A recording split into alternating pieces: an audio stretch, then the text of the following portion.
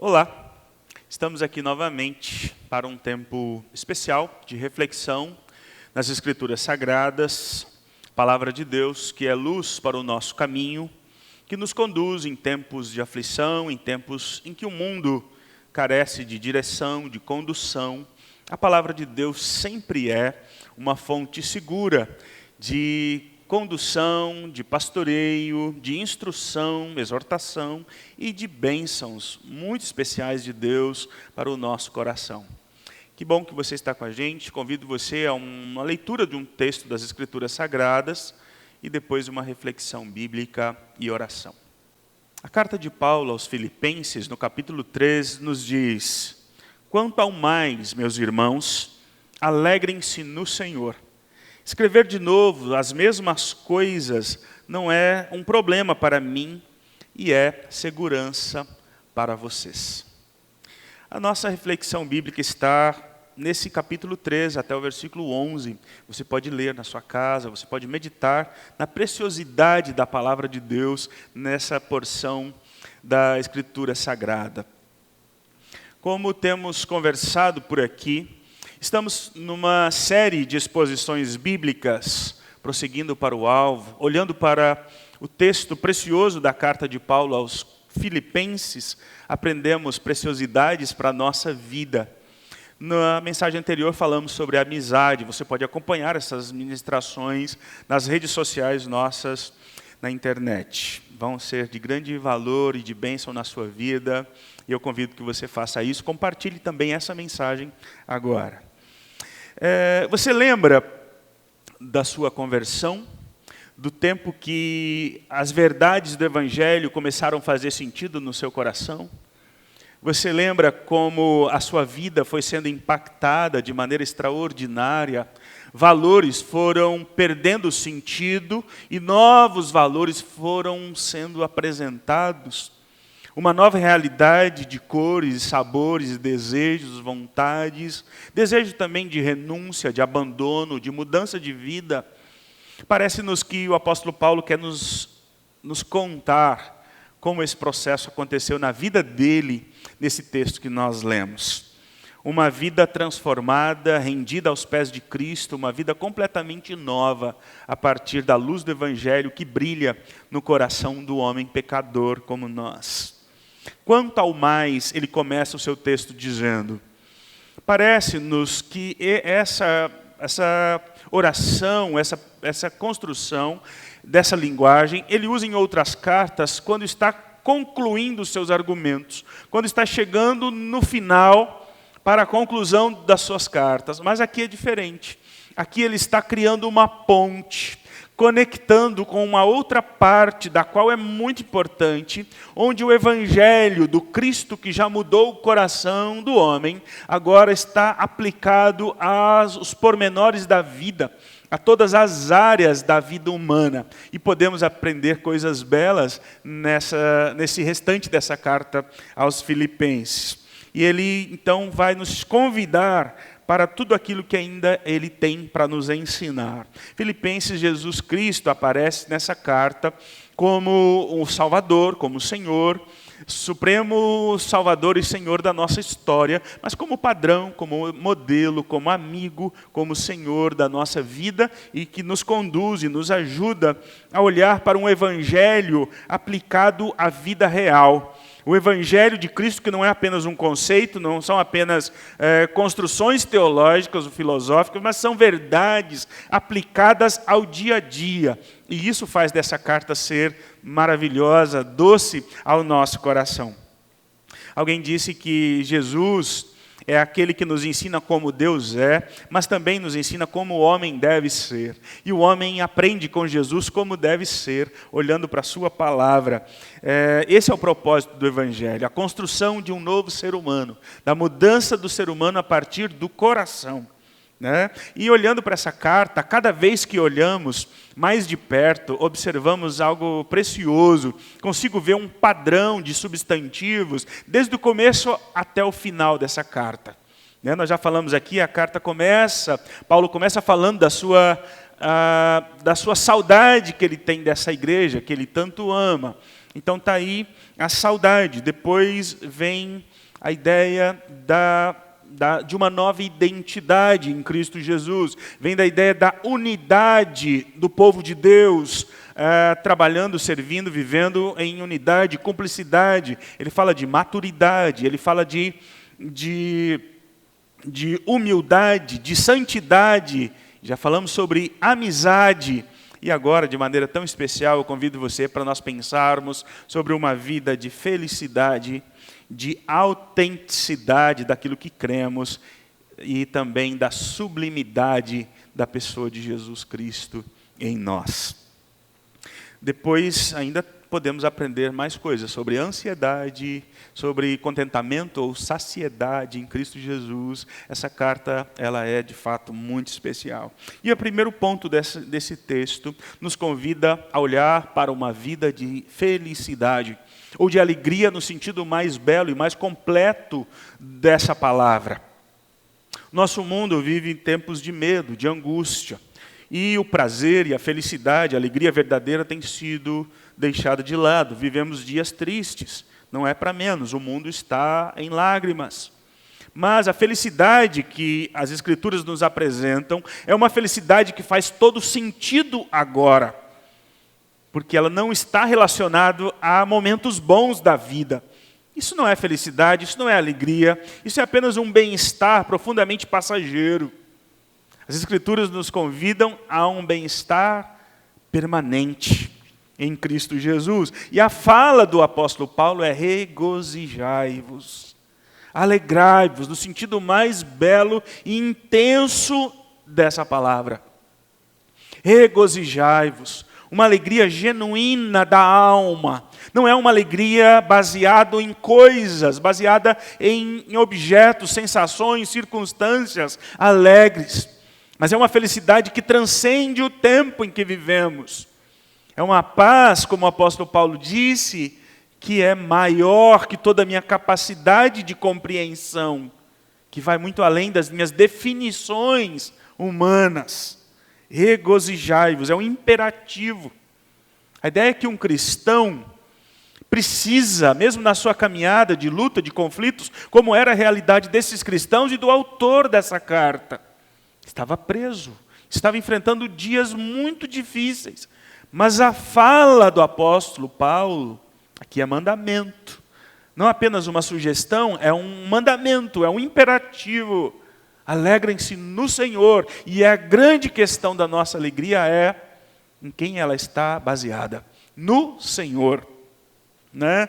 Um cristão tristonho, desanimado, cabisbaixo, sem sentido, sem alegria, sem expressão de vida, me parece que é uma contradição de termos, porque Jesus Cristo vem para redefinir o que é viver, redefinir todos os prazeres, todos os valores que temos de prazer, de alegria, de felicidade nesse mundo, precisam ser atravessados pela palavra de Deus, pelos conceitos sólidos e maravilhosos da palavra de Deus. Por causa de tudo que Jesus Cristo já fez em nós, do que Ele está fazendo e ainda fará, nós somos convidados a uma vida de felicidade, ou de plenitude de alegria, como está no Salmo 16. A alegria do cristão não está condicionada às circunstâncias da caminhada, mas é uma alegria que Paulo trata, que persiste diante da fraqueza, da dor, do sofrimento, das piores crises da nossa alma. O cristão consegue se alegrar, com o coração apertado, com lágrimas nos olhos, mas ele tem uma esperança que vai além do mundo limitado, sofrido, cabisbaixo do nosso tempo. A alegria verdadeira não está baseada nas circunstâncias terrenas, e também não está baseada nas coisas deste mundo. A alegria autêntica é resultado de um relacionamento pessoal e verdadeiro com Jesus Cristo. É a melhor definição de felicidade, de alegria plena, é uma vida próxima ou de proximidade com Jesus Cristo, que conhece a sua obra, que já experimentou no seu coração a sua graça. Esse consegue ser feliz, esse é um cristão feliz, mesmo não carregando, mesmo não tendo os atributos que esse mundo considera como valores para a felicidade, para uma vida, para um bem-estar. Muito pelo contrário. É uma felicidade profundamente revolucionária, poderosa, que consegue trazer bem-estar e paz no coração do pecador, do ser humano, mesmo vivendo em dias difíceis. A alegria verdadeira vem do conhecimento de Deus. Deus é a fonte de alegria que não pode ser destruída pelas coisas deste mundo. Podemos desfrutar dela nos momentos mais sombrios, mesmo chorando. Mas se Deus está do nosso lado, se Ele é o Senhor da nossa vida, as coisas têm um sentido diferente. Não é assim? Podemos desfrutar dela nos momentos mais difíceis, mas também nos bons momentos da vida.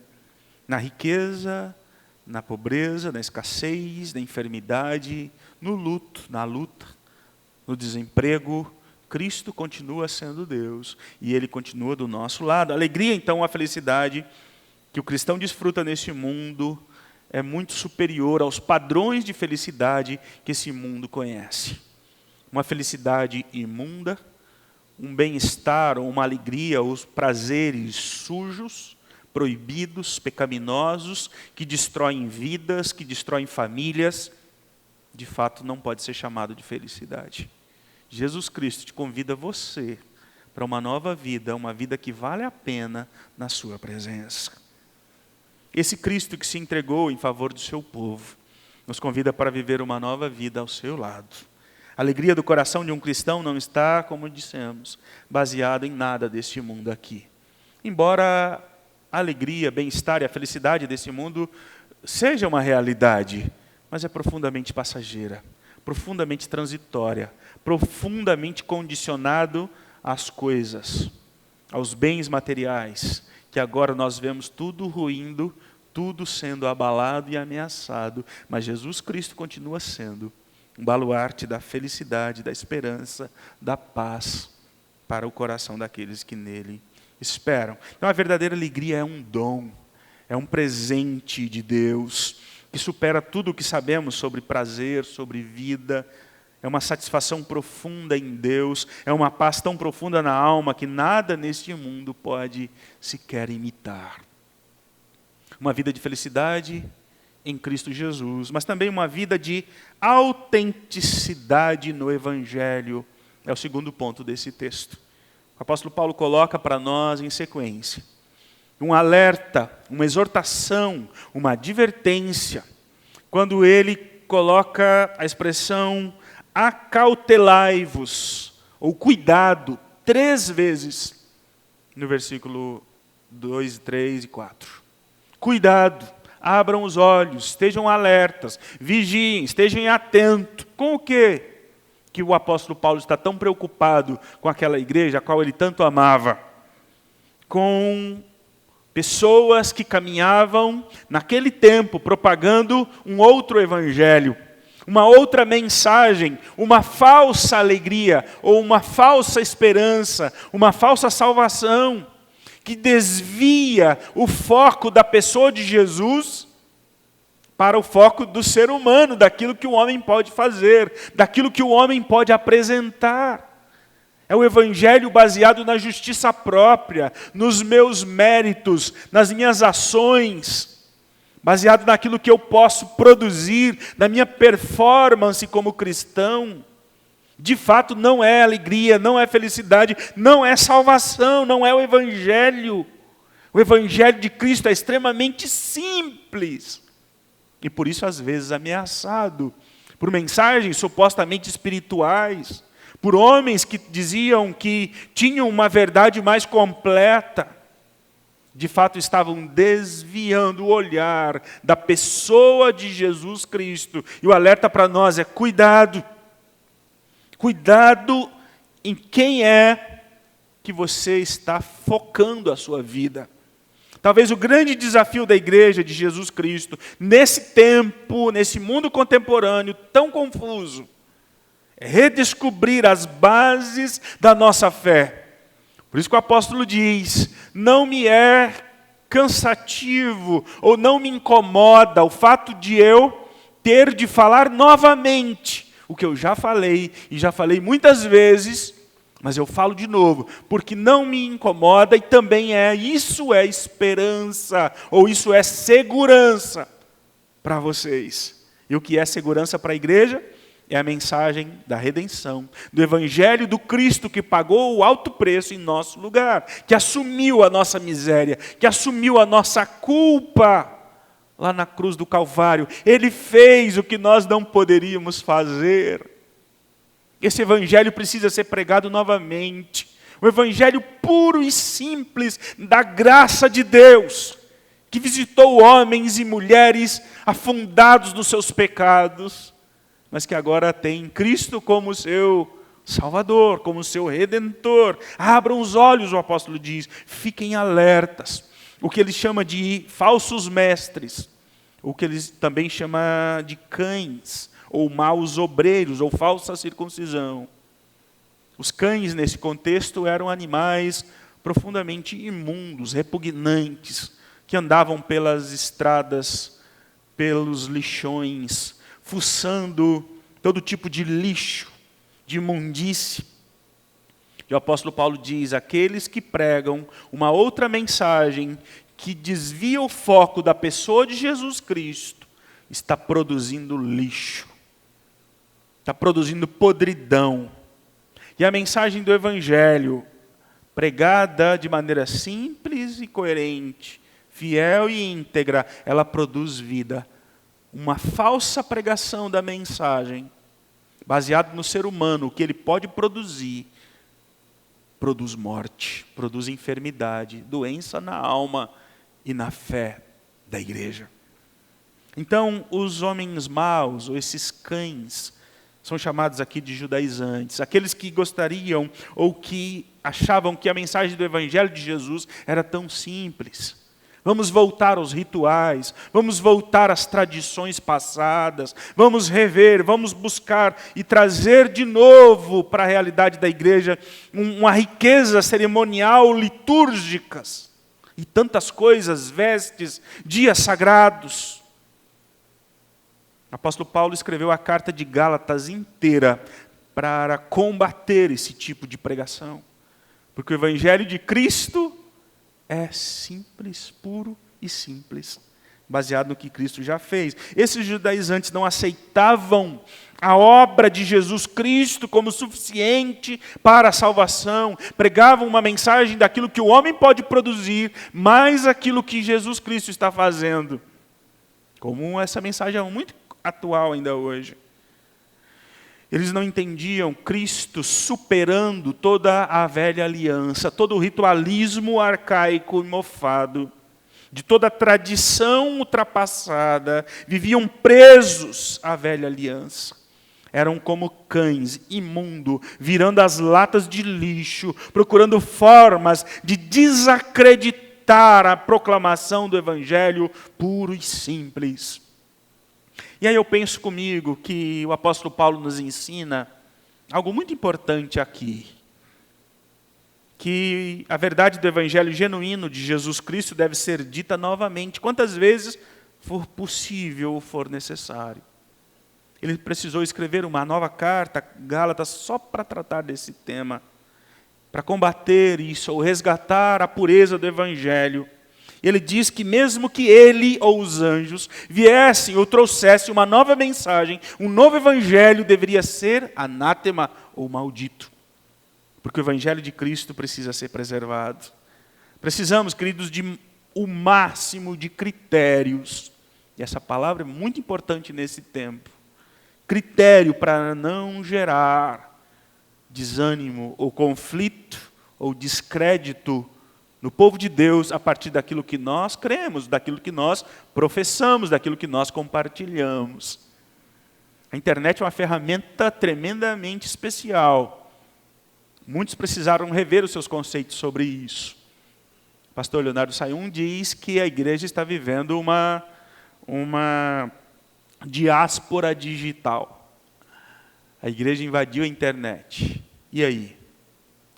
A grande questão nem é a forma do que nós fazemos. Esse tempo tem se questionado a essência e a forma. A essência vem antes da forma. O modo que apresentamos não pode comprometer a essência do Evangelho de Jesus Cristo. Mas tem muita coisa boa na internet, sabemos disso.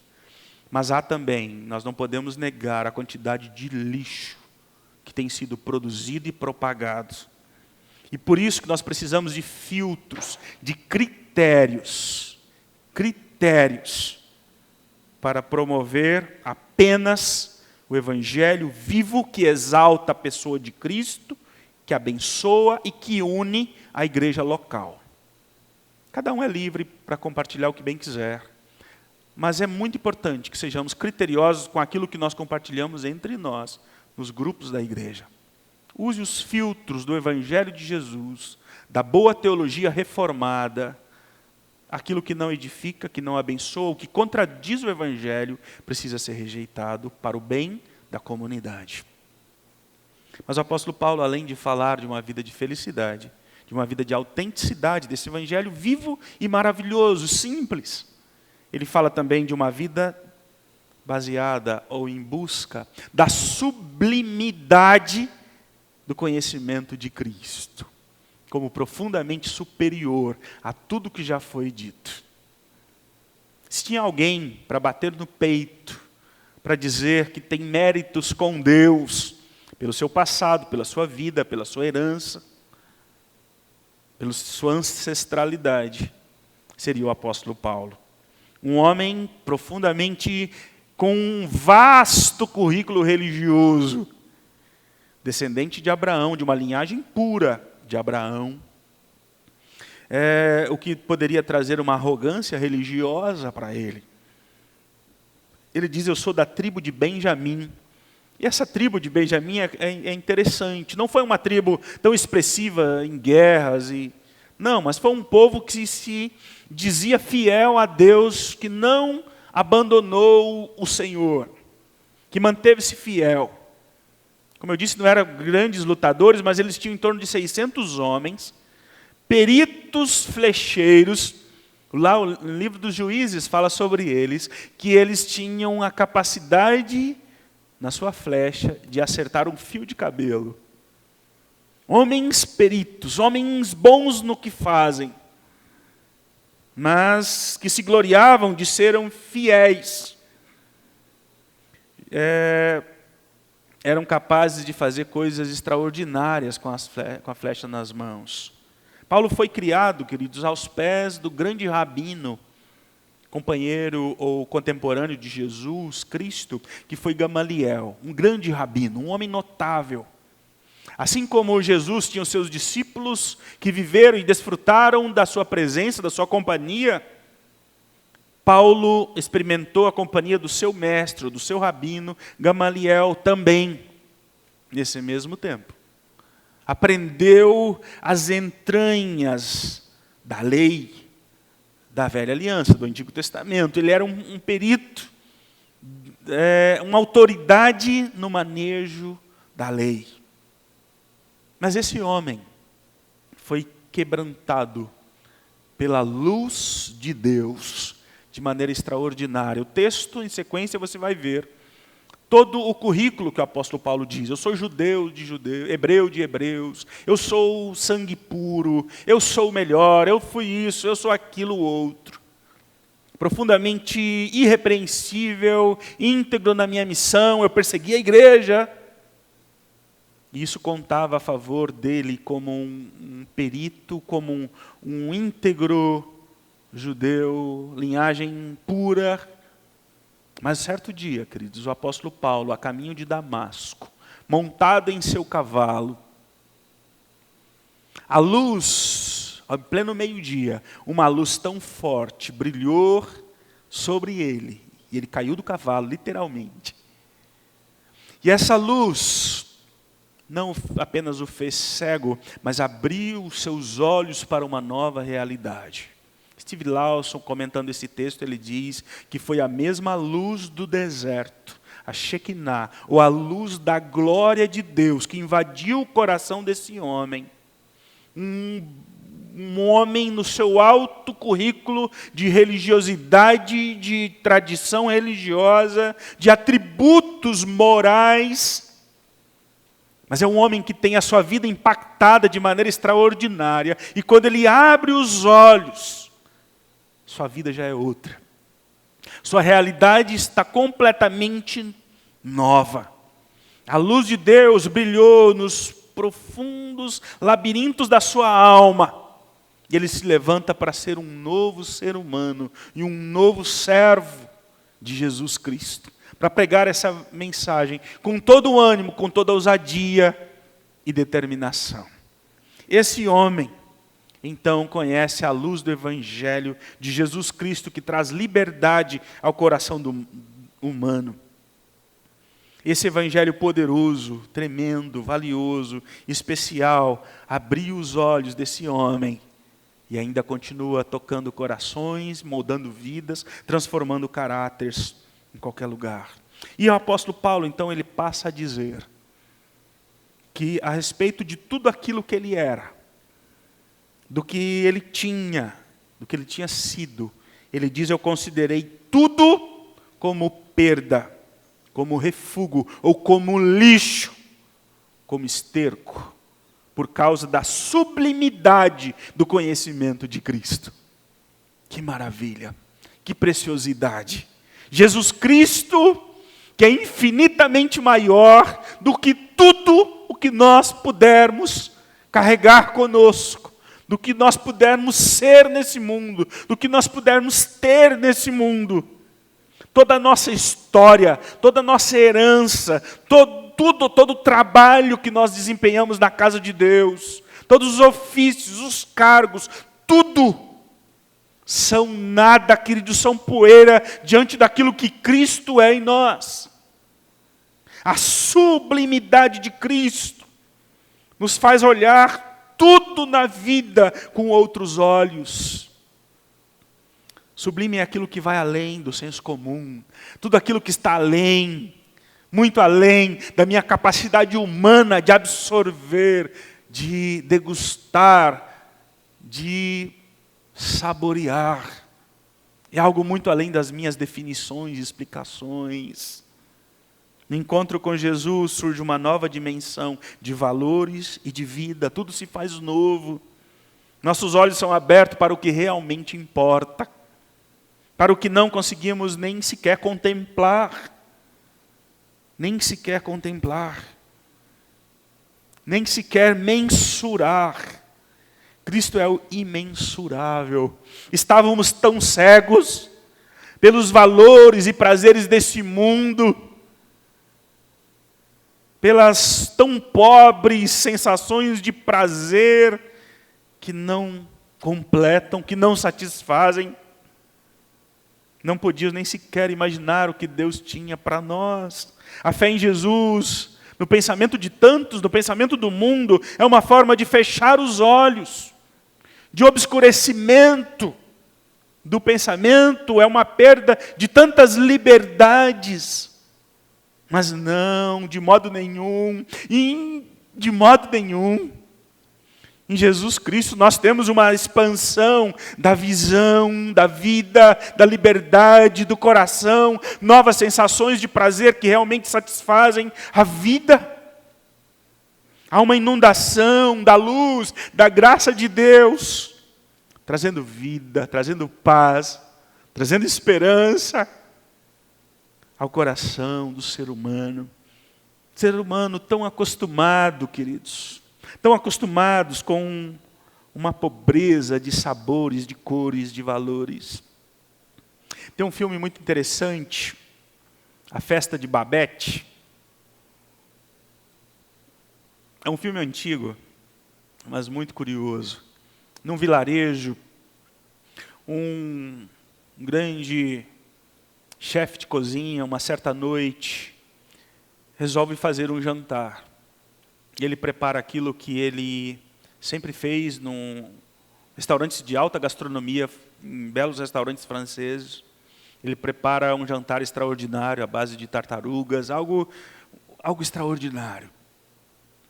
Mas aquele povo tão simples, Aquele povo tão acostumado a sabores tão corriqueiros, tão triviais. Eles não sabiam, não apreciaram, não tiveram a impressão do que estava diante deles. Mas tinha uma pessoa lá, que havia frequentado os grandes restaurantes, e que disse: gente, o que está diante de nós é algo sublime. O que está sendo servido, o que está sendo apresentado aqui para nós é algo sem preço. Essa é a graça de Deus. Para um mundo tão acostumado com as trivialidades, com as futilidades, não consegue alcançar notas tão altas, não consegue saborear, não consegue mensurar a beleza da glória do Filho de Deus. A igreja tão acostumada a tudo isso. A igreja tão acostumada com o sagrado. Quantas vezes perdemos a noção de quem é o Senhor que servimos, da preciosidade do Filho de Deus. Ah, queridos, essa é a graça de Deus, que nos convida para aquilo que é imensurável, que é incomparável a qualquer outra fonte de prazer nesse mundo. Esse é Jesus Cristo. Tudo o que temos é poeira diante do que Deus tem para nós. O Salmo 73 diz: que tenho eu no céu, senão a ti? Que mais tenho eu na terra? Não há na terra nada em quem eu deseja além de ti. Talvez muitos já tenham se acostumado a tudo isso. Precisam redescobrir a preciosidade da sublimidade de Jesus Cristo para a nossa vida.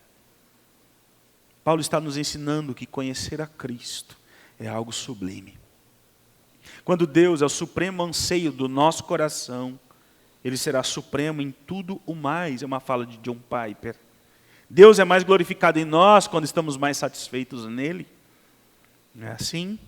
A debilidade da nossa fome por Deus, John Piper diz, não é porque Ele é insosso ou sem graça, mas é porque nós nos mantemos tão abarrotados de tantas coisas desse mundo que perdemos o apetite por tudo que Deus tem para nós. Esse texto, então, nos ajuda a pensar sobre uma vida de felicidade no Senhor, em Deus. Nos ajuda a pensar sobre a autenticidade daquilo que cremos, do Evangelho de Jesus Cristo. E também nos ajuda a pensar sobre a sublimidade do conhecimento de Jesus Cristo. Da preciosidade de conhecer e de descobrir quem é Jesus Cristo para nós.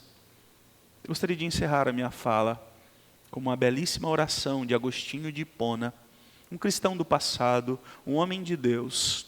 A sua oração tão linda, que diz, ele que nos ensinou que Cristo é nosso tudo, Cristo é meu tudo, a sua oração chama: onde estava eu quando eu não pensava em vós? Vós sois, ó Jesus, o Cristo, meu Pai Santo, meu Deus misericordioso, meu Rei infinitamente grande. Sois meu bom pastor, meu único mestre, meu auxílio cheio de bondade, meu bem amado de uma beleza maravilhosa, meu pão vivo, meu sacerdote eterno. Sois meu guia para a pátria, minha verdadeira luz, minha santa doçura, meu reto caminho, minha pura simplicidade, minha paz e concórdia. Sois, enfim, toda a minha salvaguarda, minha herança preciosa, minha eterna salvação. Ó Jesus Cristo, amável Senhor, porque em toda a minha vida amei, porque desejei outra coisa senão vós. Onde estava eu quando não pensava em vós? Ah, que a partir deste momento, meu coração só deseje a vós, e por vós se abrase, Senhor Jesus. Desejos de minha alma, correi, que já bastante tardastes, apressai-vos para o fim a que aspirais. Procurai em verdade aquele que procurais. Ó doce Jesus, Sede vós o amor, as delícias, a admiração de todo o coração, dignamente consagrado à vossa glória. Deus de meu coração e minha partilha, Jesus Cristo, que em vós meu coração desfaleça, sede vós mesmo a minha vida. Acenda-se em minha alma a brasa ardente do vosso amor, e se converta no incêndio todo divino, a arder para sempre no altar do meu coração, para que no dia da minha morte eu apareça diante de vós, inteiramente consumido em vosso amor. Amém. Que essa oração nos ajude a pensar nas nossas, nos prazeres, nos desejos, nas vontades que cultivamos. Que esse Jesus Cristo vivo alcance o seu coração, te faça enxergar uma realidade muito além de uma mera religiosidade cansativa, morta, rituais vazios, mas para uma nova vida em Cristo Jesus. Ó Deus de toda graça, obrigado, Senhor, por esse tempo. Obrigado pela tua palavra, viva, simples e poderosa. Que ela possa sim, Senhor, incendiar o nosso coração, trazendo vida, trazendo esperança, trazendo felicidade. A plena alegria que este mundo não conhece, que nós ainda não conhecemos nesse mundo. Em nome de Jesus Cristo. Visita o coração das pessoas que nos ouvem. Tantos estão cabisbaixos, tristes, aflitos. Muitos perderam muitas coisas, mas que Cristo Jesus, o supremo bem da nossa alma, possa trazer para nós recomeço, esperança, alegria verdadeira. Que a luz do Evangelho vivo brilhe no coração daqueles que ainda estão cegos, estão buscando apenas rituais, heranças pesadas, cansadas, possam serem encontrados pela pessoa do Cristo vivo. Que a sublimidade de Cristo permeie toda a nossa vida, o nosso dia a dia, as ações mais simples da vida, em nossos lares, em nosso trabalho, na nossa vida com Deus, possa ser revolucionada a partir de Cristo em nós. Abençoe teu povo, Pai, em nome de Jesus. E que a graça e a paz do Senhor e Salvador Jesus Cristo, o amor de Deus o Pai, a comunhão e as consolações do Espírito Santo de Deus, seja com teu povo, cada um que nos ouve, com a tua igreja, com essa nossa cidade, com o nosso Brasil e o nosso mundo, agora e sempre. Amém. Amém. Deus te abençoe. Um forte abraço, em nome de Jesus. Amém.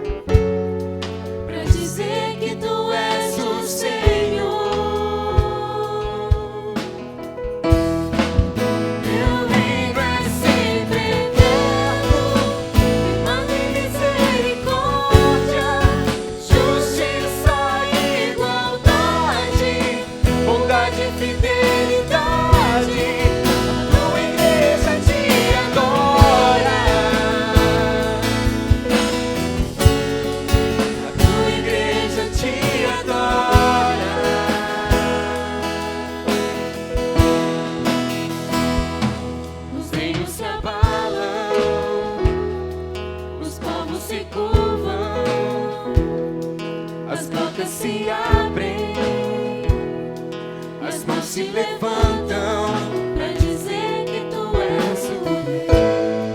Pra dizer que tu és o rei.